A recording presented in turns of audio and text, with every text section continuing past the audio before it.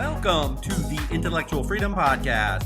Here we analyze politics, culture, technology, personal growth and development, and society at large through the lens of critical thinking and open-mindedness, not demagoguery and partisan hyperbole.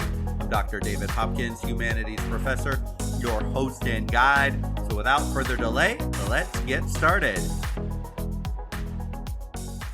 Glad to have you taking the time to listen into the podcast today. I hope all of you are having a happy, productive, successful week. This time of year is always an exciting time in the university. We got a new semester, new students, new start. So even if you're not in college right now, but just living life, I hope you push to being a better version of yourself in whatever way you can for the remainder of 2021. I do need to give credit before I get going today to a Mr. Carl Trueman. He wrote a simply outstanding article. I read it in an online journal called Public Discourse, and it's titled The Rise of Psychological Man. And you can Google it and you'll find him. I'd highly recommend having a look at it, as it really gave me pause to stop and think about the state of affairs here in America, where it seems far too often we're committing almost national suicide, culturally, spiritually, politically. Heck, you can pick whatever poison you want. But why are we doing this? But before I go too far, I just want to give proper context. I'm honoring the words of Mr. Trueman and the psychologists and the philosophers that I studied to put this podcast together, in calling it the psychological man. Although it applies equally to men or women identically, I'm maintaining the exact gender pronouns that were utilized by the writers I studied in creating the podcast. I know most people who listen to this podcast are not going to take offense because they would tend not to listen to this podcast in general. But hey, just so you know, I'm not making any political sexual identity statements, but I'm following verbatim the authors of the works I'm referencing. Thus ends the gender pronoun explanation portion of this podcast, so back to it. People change. We know this. If people change, families then ultimately can change. And if families change, so can communities, and then states, and then countries, so on and so forth. Sometimes we change for the better, and other times we change for the worse. The emergence of this psychological man, as Trueman talks about in his article, may give us reason as to why things seem to be going the wrong way in America. So let's talk about it. I'm going to cut right to the chase, and the main premise of the article, The Psychological Man, the main point is this: human flourishing is found primarily in an inner sense of well-being. That authenticity is found by being able to act outwardly as one feels inwardly. And that who we are is largely a matter of personal choice, not external imposition. They've become common thoughts that lie at the heart of many of society's ills. So that's the main point, but we have to unpack that because it's kind of hard to catch it on first glance or the first time you hear it. So let's unpack it. Is it true today that people believe to be in their to become their best self, to become the ultimate level of success in their life, that they have to put secondary everyone and everything except their own personal well-being? The actions of the majority of people seem to point that this is true. There seems to be in society today this idea that our personal choices that we make for ourselves is now the accepted de facto way to live, no matter what. The chorus of voices on social media would say, of course this is the way we should all live. You must do you at all costs. Society, family, friends, be damned. I need to do what I want to do. Sure, on the one hand, Pursuing our goals and ambitions may be good and valuable, and they are a sign of freedom. But as with most things, when we take this to an extreme, very bad things can happen. You can have whatever opinion you may want about Simone Biles, the Olympic gymnast who chose to pull out of the Olympic Games due to personal interest to quote unquote take care of herself first. Now, I don't know her. I don't know the situation, but in general, if we're going to be honest and we're going to reflect on this openly, in the past, when a member of a sports team, it was always considered noble, virtuous, almost heroic to defer self-interest, even risk damage to an existing injury, to show up and fight for the team, because the cause of the team was bigger than the individual's pain. Simone Biles was praised for quitting by most of the media. Any way you slice it, she quit. She did. I can't know her personal situation, but quitting was roundly praised in most media circles as brave, strong, courageous. Whereas in prior generations, the brave, strong, courageous thing would have been to defer the self, show up, and fight with the team even though you didn't feel like it internally. This example shows a shifting tide. I think before we go any further, we need to define the self, because until we get this, the rest becomes a bit hard to follow. Knowing the self is important. You know, I've been speaking on this topic lately, if you listen to other podcasts, as recently I produced one titled Know Thyself. But let's define it here as, I guess we can say, the way we imagine our purpose in life, what makes us tick, what makes us happy, where our freedom consists. We generally think of ourselves in terms of our inner convictions, our feelings.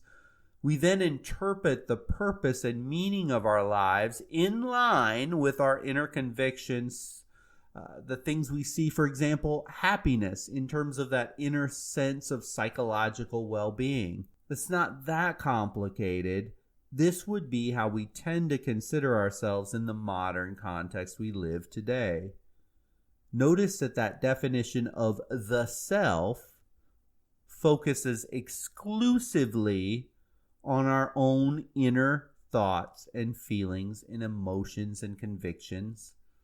Yet this isn't how society has primarily positioned an understanding of the self in the past. But we're in a new age now, a postmodern age. But if we go back through the Renaissance, the Enlightenment, even modernism, through the 1950s, our view of the self was different in many ways. In earlier ages, personal meaning was something discovered by individuals, get this, through being educated in how to locate themselves within established external structures, such as your family, your church, or your nation. It wasn't that the inner self was completely ignored, but it was not the primary driver of how you saw yourself for a very large segment of society. In the traditional view, meaning and purpose for living often was seen in raising and caring for family. Religion was of a much higher importance in shaping the actions and feelings of society, and pride and love, dedication to nation were extremely important for the majority of society. This isn't necessarily true anymore in vast swaths of the globe in the United States, and we can see this in the actions and the statistics that are starting to show up. Millennials and Gen Z are marrying, if at all, much later. And if they have kids at all, it's happening much later in life. Religious affiliation and church attendance continues on a near-death spiral. And pride in nature, in our nation, in the country, has been eroded dramatically. We see this all the time with flag burning, identity politics, kneeling for the national anthem as a sign of protest, destruction of iconic landmarks or sculptures, or monuments of the nation. We could go on and on about how traditional institutions like family, religion, love of country are losing ground to a nearly obsessed, arguably narcissistic, self-focused view of what's important in life. So, the new psychological man views things like family, church, nation, or other institutions as a hindrance to becoming your authentic self, not a part of shaping who you are. Don't let that significance be lost on you as you wonder how and why things like critical race theory, many of the riots, or the degendering of society happen. Well, much can be traced to the perceptions of people on what is or is not living the quote-unquote authentic self. The ground has shifted underneath us. We can see the emergence of psychological man manifested most radically, though, in the claim that a person can have a woman's body and yet still be really a man, or vice versa, that a man can be a fully formed male and yet he can claim that he really is actually a female. Now, we know there's clear science on this. There's a XY chromosome marking for a male. This is objective reality. There's also an XX chromosome for females.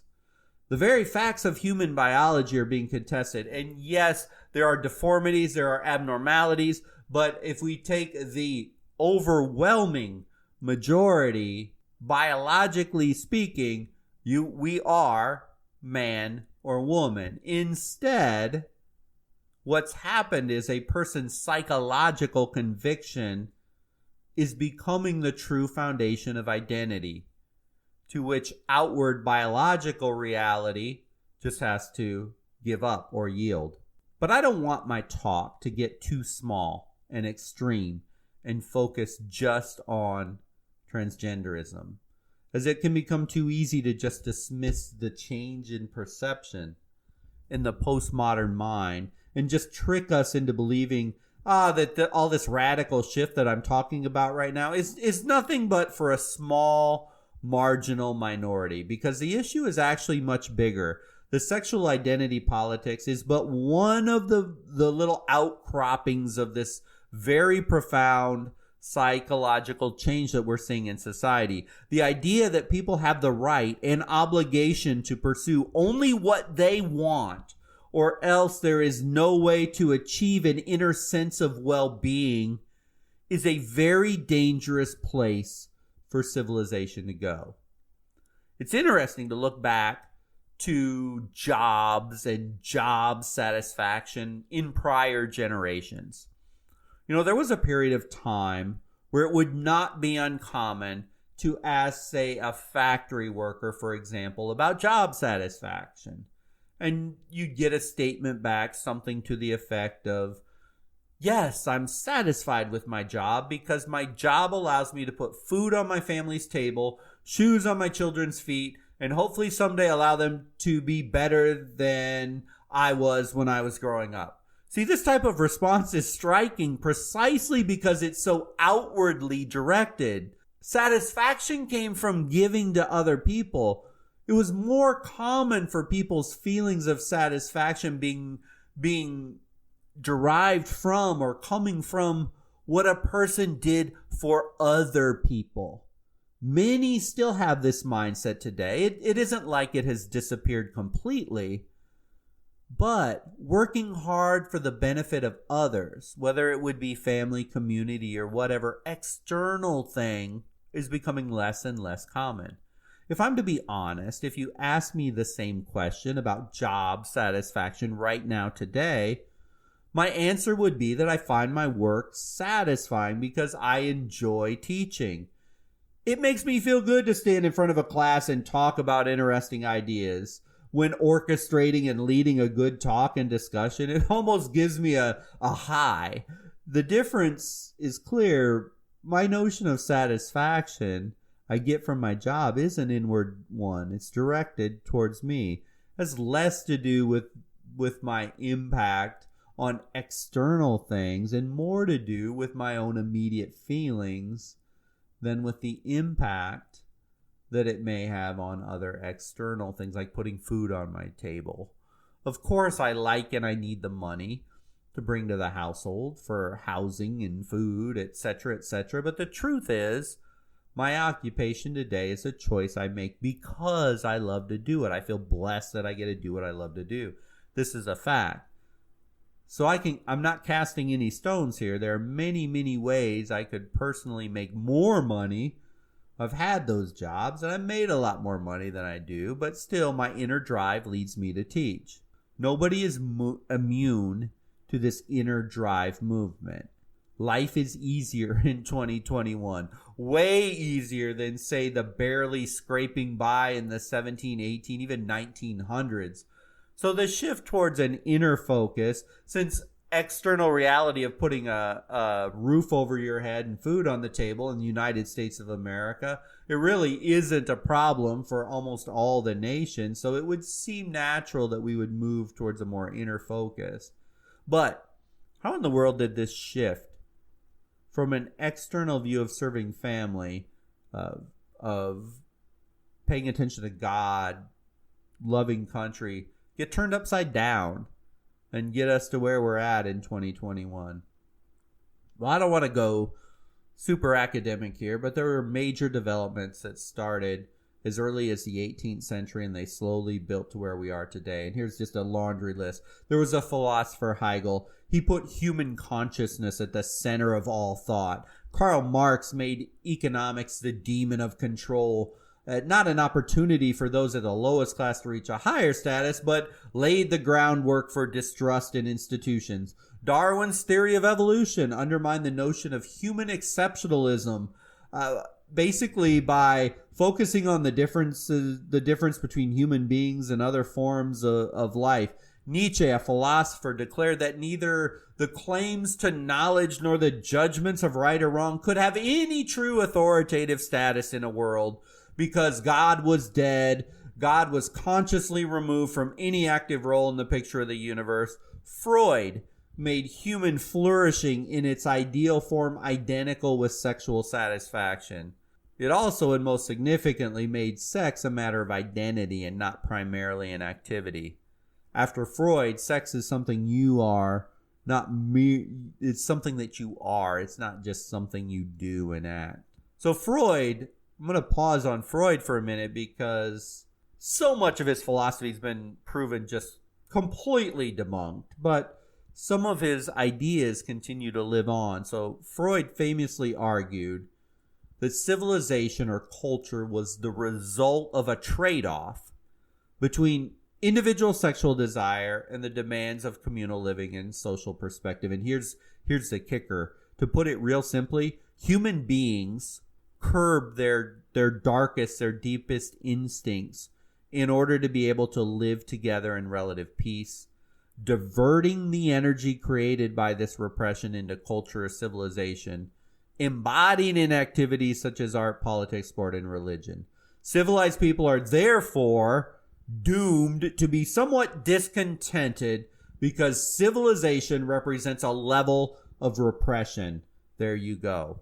It's a big statement there. And then in the mid 20th century, Marxist thinkers such as Albert Marcuse and Wilhelm Reich seized upon this idea of psychological repression as the key to solving one of the great challenges in Marxist theory, and how to enable the working class to develop this revolutionary self-consciousness in an attempt to free itself from all these external things that were holding everybody back. Should not be lost on many that the highly contentious critical race theory has much of Marcuse in it at its core. So we end up with this idea that the structure and values of society were the result of sexual repression or racial repression, designed to reinforce the authority of the dominant bourgeois class. Revolution must therefore have at its heart the dismantling of the bourgeois sexual morality and racist patriarchal power structures. For this to work, though, the psychological self must become central to the political, sexual, or racist struggle. The old system had to die to make this work properly. So those traditional values of family, religion, country, they were stopping in this new ideology.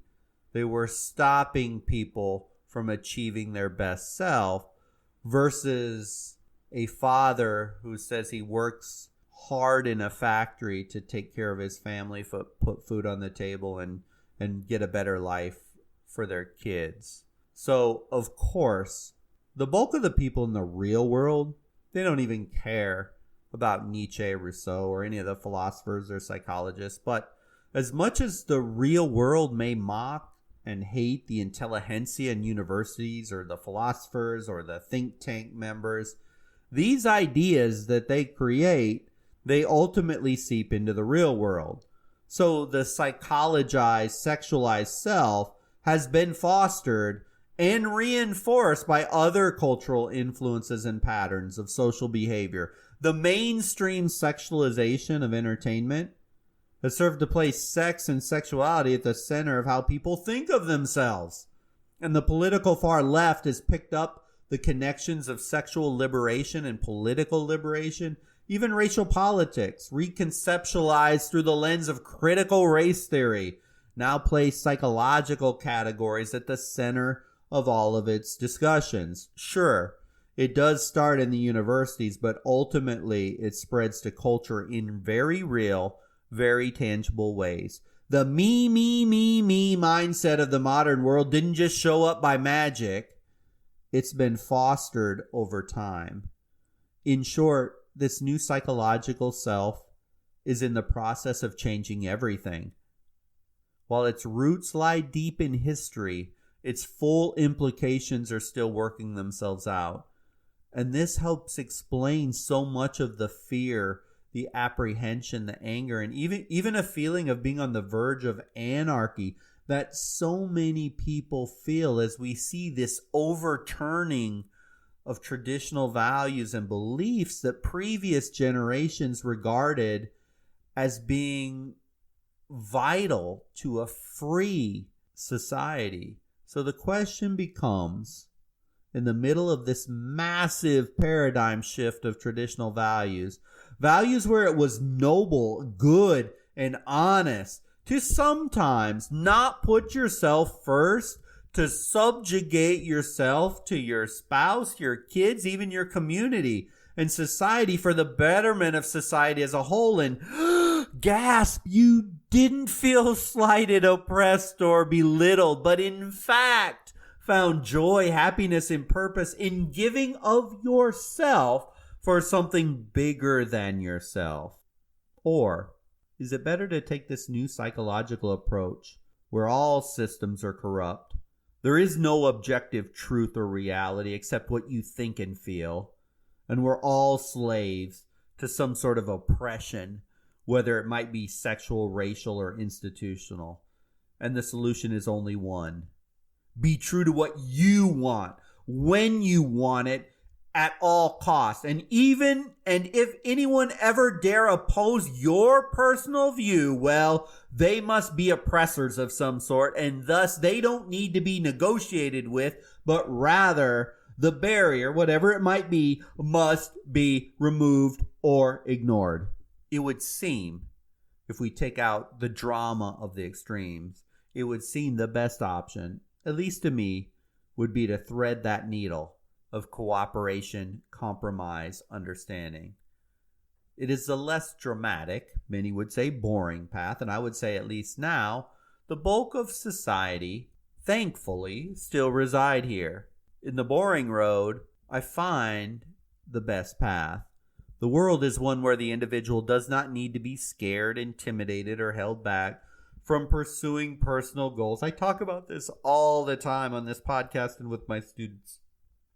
While at the same time, still finding a balance of living in a world where one can defer those personal self-interests when required, when needed, for the betterment of family, of community, of country, because those are still important. This world of negotiation requires a few things, though. require critical thinking, open-mindedness, humility, empathy, listening, collaboration. These skills, sadly, are not evoked in society today. In the end, we all must find our own path. But make no mistake, society is shifting underneath us right now. And to understand this, without flippantly dismissing the changing culture, is a recipe for your own personal stress, anger, anxiety, fear. I don't have the answer for you in your life. I wish I did, but I don't. Instead, I think it's prudent for all of us to continue to thread the needle between reaching for those inner goals and passions and desires, while at the same time doing our utmost to serve family, community, country. There is serious corruption in our world today. This is undeniable. So blindly following the selfless calls by the power structure to cling to their rhetoric and propaganda and their so-called values is almost naive suicide at this point. However, falling to the extreme of the new postmodern psychological man mindset could lead you to become a narcissistic, know-it-all, angry, mean-spirited, my way or the highway type of person that will most likely end up leaving that person down a path to being lonely, bitter, frustrated, and angry in life. Movements never straight line in one direction. Instead, they tend to rise, fall back, rise again. So will our society someday be dominated by this postmodern, narcissistic, psychological man? Who knows? I personally hope not. As if the majority of the country becomes self-absorbed, it's all about me mindset, well, it's hard for any civilization to survive, as it will ultimately tear itself apart from the inside. This all about me mindset is dangerous. If I return to the Simone Biles story, so yes, I hope she feels better. Whatever psychological thing she was going through, I'm not denying that they didn't happen. And you know, that story, it's just about sports, just a gymnastics competition. But the team probably didn't achieve the true success, the best success that all that team, all those athletes, the hundreds, if not thousands of hours they trained for that moment, for that team to achieve all its goal, probably didn't do it with her stepping aside to take care of herself. That's secondary.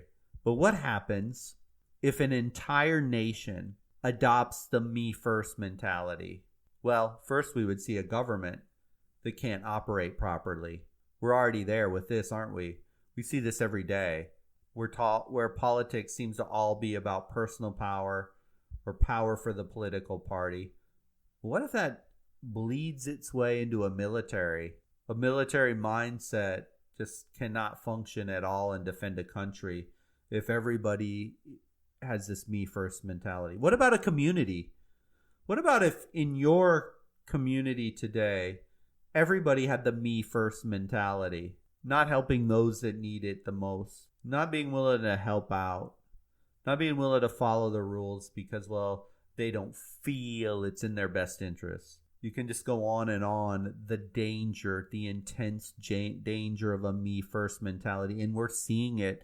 And we're seeing it in certain circles ripping our country apart. In essence, we commit national suicide. We kill ourselves collectively from within, not from some external third-party force, but we collectively kill ourselves from within when we focus just on ourselves from within. Hopefully, we can learn to find the proper balance in our lives individually and collectively as a nation. Thank you for listening to the podcast today. I so hope you found value in the topic today.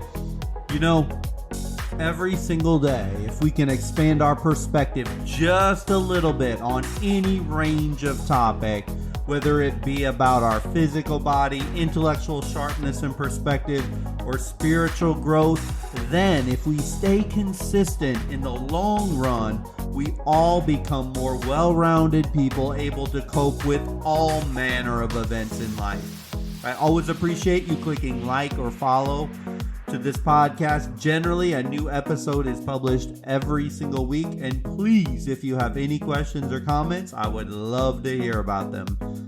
With that, I hope you have a wonderful day and a wonderful week until we talk again.